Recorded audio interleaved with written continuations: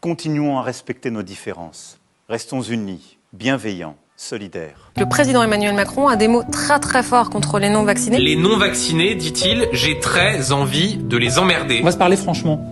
Qui emmerde la vie de qui aujourd'hui ? Moi, j'ai envie qu'il n'ait pas le droit d'aller au restaurant, qu'il n'ait pas le droit d'aller au cinéma. Maintenant, ça suffit. Il faut contraindre. Vous voulez pas être vacciné ? Ben vous allez voir ce que vous allez voir. Qui gâche la vie de nos personnes âgées, qui sont contraintes de vivre dans la solitude, dans la peur. J'assume d'emmerder, les emmerdeurs. Ce sont ceux qui s'opposent au vaccin.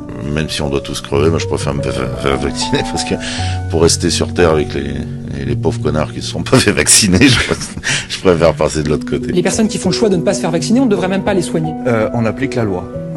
Ces personnes irresponsables qui ne se vaccinaient pas étaient racistes, misogynes, c'est pas moi, c'est Trudeau qui le dit. On respecte les hommes et les femmes qui vous parlent. Est-ce que vous n'êtes pas choqué quand le chef de l'État dit « un irresponsable n'est plus un citoyen » Mais alors comment ils feront les gens qui ne sont pas vaccinés, qui n'ont pas le pass vaccinal pour venir faire leurs courses ? Ils viendront pas. Et c'est pas une rupture d'égalité ?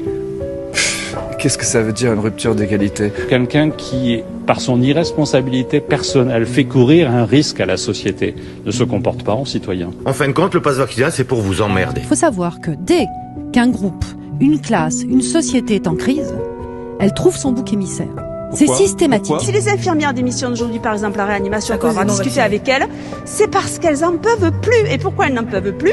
Parce qu'aujourd'hui, elles sont à saturation d'être obligées de soigner des gens qui refusent de se faire vacciner. Donc elles partent parce qu'il y a des non-vaccinés. Pourquoi ? Parce qu'en fait, il va y avoir plusieurs fonctions à ce bouc émissaire. Déjà, il va permettre de canaliser l'agressivité. Cette violence qu'il y a dans cette société, cette classe, ce groupe, quel qu'il soit, ça va permettre de la canaliser. Et ça va permettre de rassembler le groupe contre le bouc émissaire. Donc ça a une fonction vitale pour le groupe. Ça le rassemble contre. Le leader le rassemble pour et le bouc émissaire le rassemble contre.